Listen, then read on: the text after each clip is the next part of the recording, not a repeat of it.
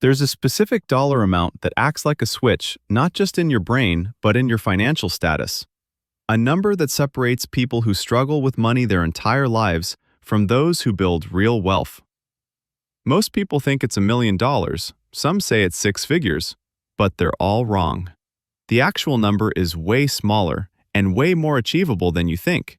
And today, I'm going to show you exactly why this number changes everything about how money works in your life, and how you can use this knowledge to finally break free from financial stress. Hey everyone, welcome back to the channel. If you're new here, we talk about financial literacy, psychology of money, and the real strategies that separate people who build wealth from those who stay broke forever. Before we dive in, I need you to understand something important. This isn't about getting rich quick.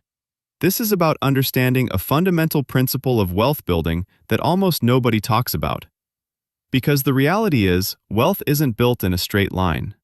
There are these invisible checkpoints along the way, and once you pass them, everything shifts. The rules change. Your mindset changes. Even the opportunities available to you change.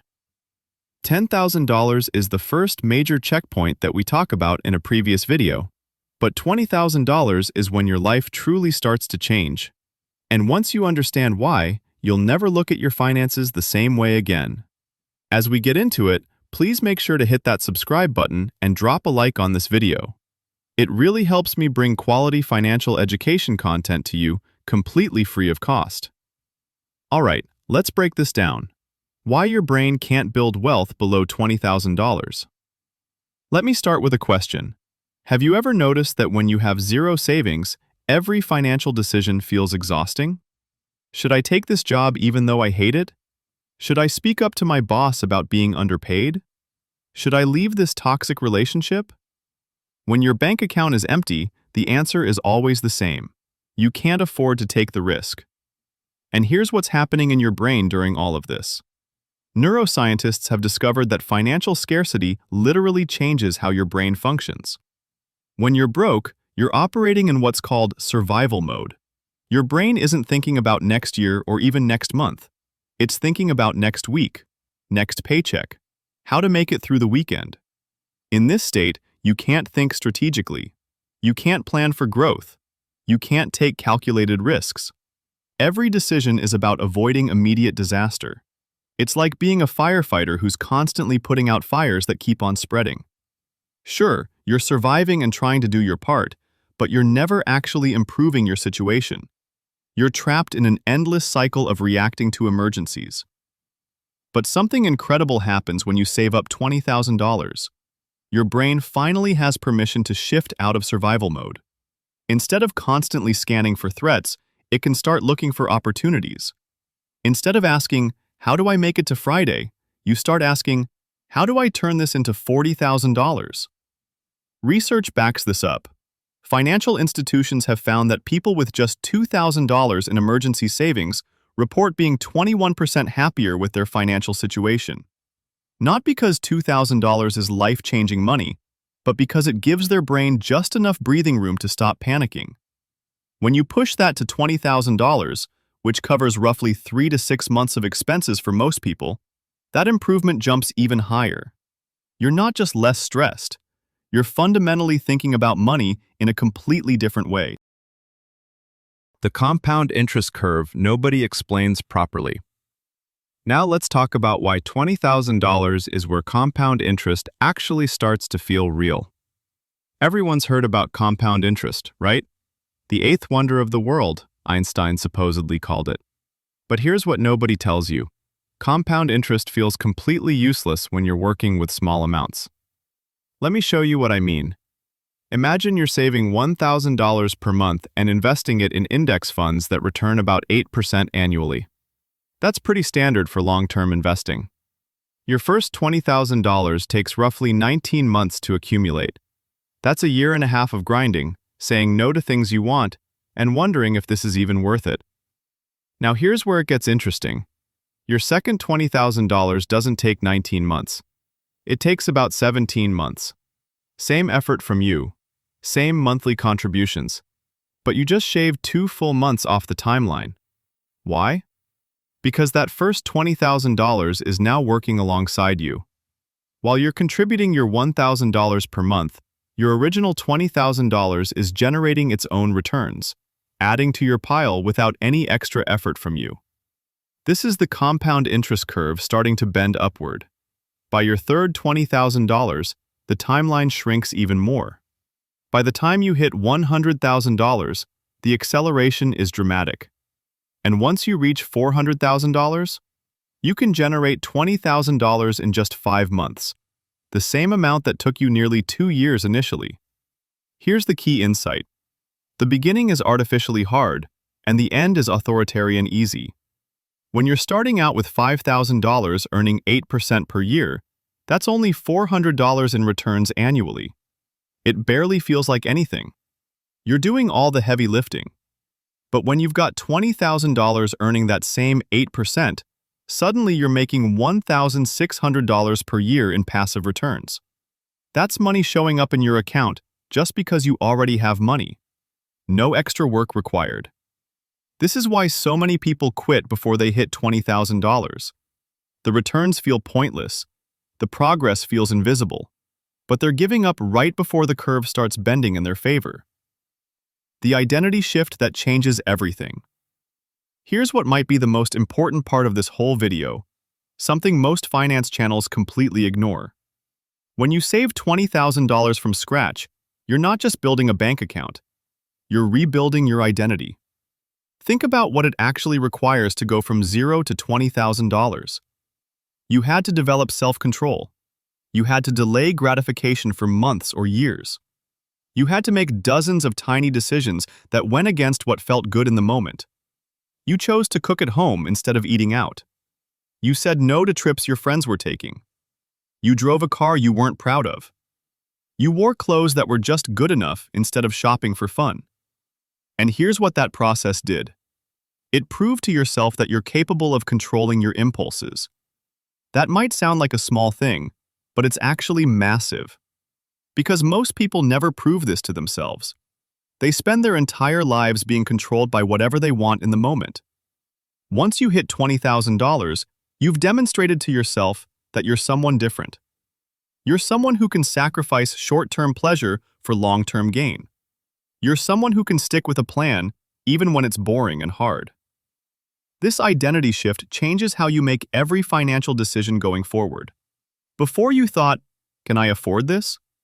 Now you start thinking in terms of, is this the best use of my money? Before you thought, I deserve to treat myself. Now you're like, will this move me closer to my goals? It's not that you become some joyless robot who never enjoys anything. It's that you become intentional instead of reactive. The hidden superpower, walking away money. Now let's talk about something that nobody really discusses, how $20,000 transforms your career. When you're living paycheck to paycheck, you're not actually an employee. You're more like a hostage. Your employer knows you need that paycheck, which means they have all the power in the relationship. Have a bad boss? You have to deal with it. Have toxic coworkers? You gotta tolerate it with a smile on your face. Being asked to do unethical things? Well, you've got bills to pay. You can't negotiate for a raise because you're terrified they'll fire you. You can't set boundaries because you need the job more than they need you. You can't explore other opportunities because taking time off for interviews feels impossible. But the moment you have $20,000 saved, everything flips. Suddenly, you have what I call walking away money. You could literally quit tomorrow and be fine for several months while you figure out your next move. Now, I'm not saying you should quit your job impulsively, but the fact that you could changes the entire power dynamic. Think about it. When you know you can walk away, you start showing up differently. You're more confident in meetings. You speak up when something doesn't make sense. You're willing to push back on unreasonable requests. And here's the crazy part. You often don't even need to use that walking away money. Just having it changes how people perceive you. Managers notice. They see someone who's confident and assertive. Someone who seems like they have options. And guess what happens? You start getting better projects, more responsibility, and yes, more money. It's a paradox. The less you need your job, the more valuable you become as an employee. And this creates another positive loop. The more confident you are at work, the more money you make. The more money you make, the faster your savings grow. The faster your savings grow, the more options you have. And round it goes. From survival thinking to opportunity thinking. Here's another shift that happens around $20,000 that most people don't anticipate. When you're broke, every unexpected expense feels like a catastrophe. Car breaks down? It's suddenly a disaster. Laptop dies? You're in crisis. Medical bill? It becomes a financial emergency. Your entire existence is about avoiding these disasters and scrambling to recover when they inevitably happen anyway. But when you've got $20,000 sitting in your account, these same events become minor annoyances. Car needs $800 in repairs? Frustrating, sure, but not catastrophic. You pay it, move on, and your life continues normally. But here's where it gets even better. You start seeing actual opportunities that were invisible to you before. Your friend mentions they're launching a business and looking for investors. Before, you would have thought, that's cool, and moved on. Now you can actually evaluate whether putting $5,000 into it makes sense. A house in your neighborhood gets listed below market value but needs work. Before, you couldn't even consider it. Now you can run the numbers and see if it's worth pursuing. Someone in your industry mentions a certification program that could boost your earning potential. Before, you'd have made excuses. Now you can calculate the return on investment. This is what wealthy people mean when they say, it takes money to make money. They're not talking about some unfair system. They're talking about the fact that opportunities are everywhere, but you need capital to take advantage of them. When you're broke, you walk past opportunities every single day without even seeing them because your brain has learned that opportunities don't matter. You can't afford them anyway. When you have $20,000, your brain starts seeing them everywhere. The big expense versus small expense flip. Here's something that might sound backwards, but it's absolutely true. Once you hit $20,000, you should start caring less about small expenses and more about big ones. When you're broke, you obsess over every purchase. Should I buy the $4 coffee or make it at home? Should I get the name brand cereal or save $1 with the generic? Is it worth spending $8 on lunch or should I pack leftovers? These tiny decisions consume massive amounts of mental energy, but the truth is, they barely matter. The difference between buying coffee every day versus making it at home might save you $1,000 per year. That's not nothing, but it's also not going to determine whether you achieve financial freedom or not. What does matter are the big decisions: where you live, what you drive, how much you save, what you invest in, how you earn money. These decisions can swing your net worth by tens or hundreds of thousands of dollars over time. A person who saves an extra $500 per month by living in a slightly cheaper apartment will build way more wealth than someone who stresses about coffee prices but lives in an expensive place. Someone who drives a reliable $10,000 used car instead of a $35,000 new one just freed up a massive amount of capital for investing. Once you have $20,000 saved, this becomes obvious. You stop sweating whether to buy organic bananas and start optimizing the decisions that actually move the needle.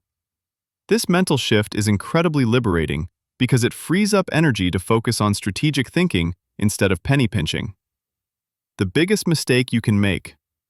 Now, I need to warn you about the most common mistake people make once they hit $20,000. They celebrate by destroying it. They think, I've been so disciplined, I deserve a reward.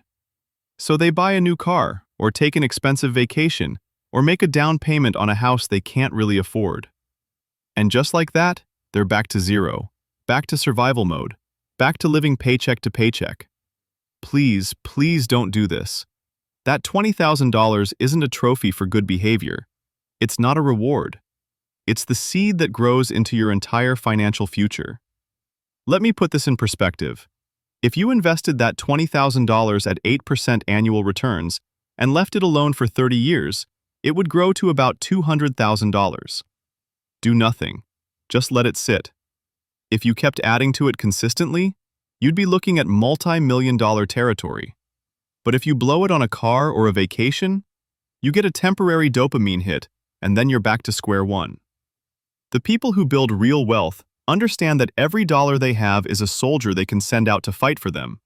and they never, ever unnecessarily sacrifice their soldiers. So let's bring this home. $20,000 isn't going to make you rich by itself, but it's the foundation that everything else is built on. It's the point where your brain shifts from survival mode to growth mode. It's where compound interest starts feeling real. It's where you gain the confidence and options that transform your career. It's where you stop reacting to life and start designing it. So here's what I want you to do. If you haven't hit $20,000 yet, make that your singular focus.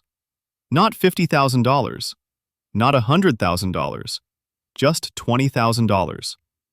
Save aggressively, invest consistently, and protect that money like your future depends on it, because it absolutely does. And once you get there, don't stop. Don't celebrate by blowing it. Let it compound. Let it work for you. Let it change your life. Your future self is counting on the decisions you make today. If you found this valuable, make sure you're subscribed because I break down wealth-building strategies and financial concepts that'll help you grow your wealth starting from scratch.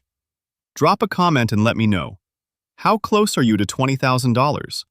What's been your biggest challenge in getting there? Thanks for watching, and I'll see you in the next one.